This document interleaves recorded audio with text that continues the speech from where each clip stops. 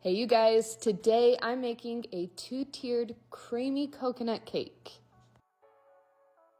To start this process, I have my coconut cake layers that I baked the night before, and then I put them in the freezer just so I can have all of the flavors all blend together really well as lock in that moisture. Then I'm filling it with my creamy coconut buttercream as well as some coconut cream to go in between each of the frosting layers. Once I'm done filling this cake, I then top off that final cake layer.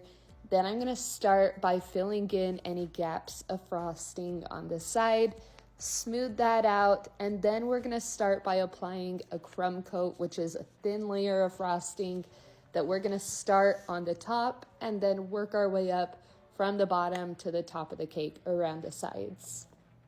Once I'm done applying the frosting, I take my cake scraper, I will smooth it out, and then from any of the frosting that I remove from the cake, I will scrape that off and then use that to fill in any small gaps or imperfections.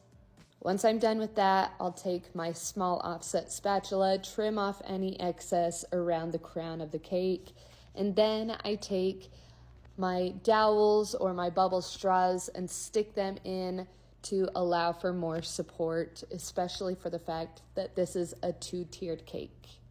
Now it's time to move on to the smaller top. This is a 6-inch cake, so I have my creamy coconut cake layers, then my creamy coconut buttercream with the coconut cream in between as well.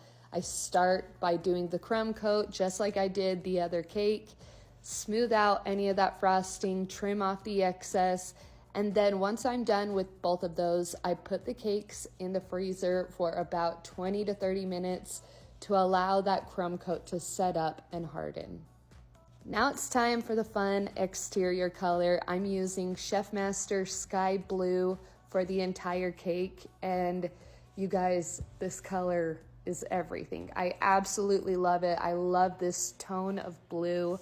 So I was very excited when I saw their inspiration for the cake. So we're doing the same thing that we did with the crumb coat. We just apply that frosting, smooth it out. You'd take off any excess frosting around the top of the cake. And I'm doing that again for that top tier. So we are covering things exactly the same.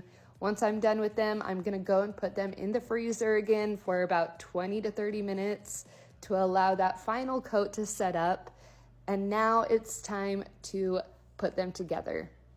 Once the cake layers are put together, I then started by applying this really awesome design around the sides.